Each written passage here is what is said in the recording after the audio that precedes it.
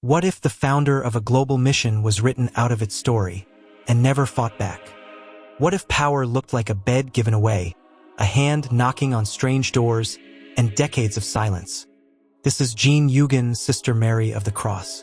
She began with one forgotten woman, and the world took notice much later. No committee, no funds, just a cold room in Kankale. Jeanne meets an elderly woman, blind, alone. She lifts her, brings her home, and gives her the bed. Jeanne sleeps on the floor. That's the spark. Hospitality isn't talk, it's space reassigned.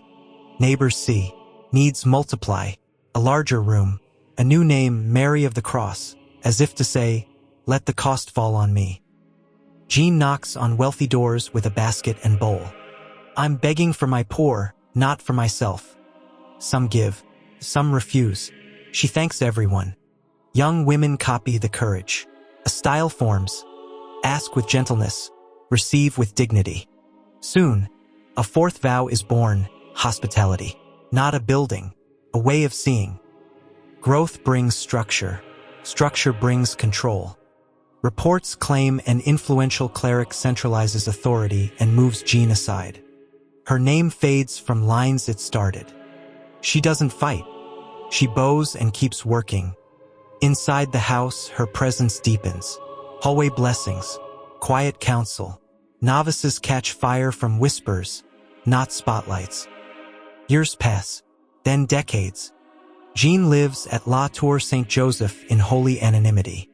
Stories traditionally attributed to her circle the halls. Make the poor happy.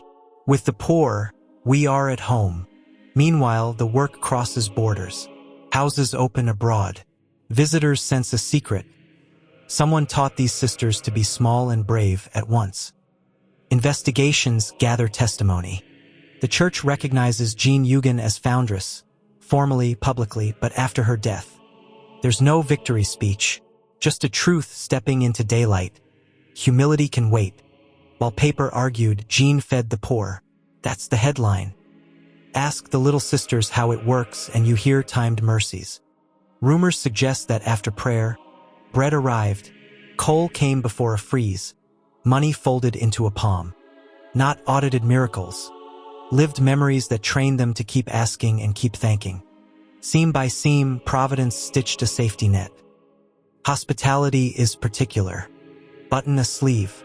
Warm the tea. Learn a name. The fourth vow turns chores into reverence. A sister kneels. Another hums. The room feels like home, not a holding place. Visitors arrive as strangers and leave with softer shoulders.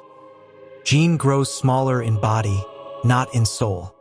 She spends her last years where she always chose to be, near the poor, near her sisters. She has practiced dying by letting go of credit, comfort, and control. Then the one who gave others her bed finally rests. Today, the little sisters ring bells in cities Jeanne never saw. They still carry bowls. They still make rooms feel like home. Jeanne Jugan refused to trade love for recognition. She didn't storm offices. She set a table.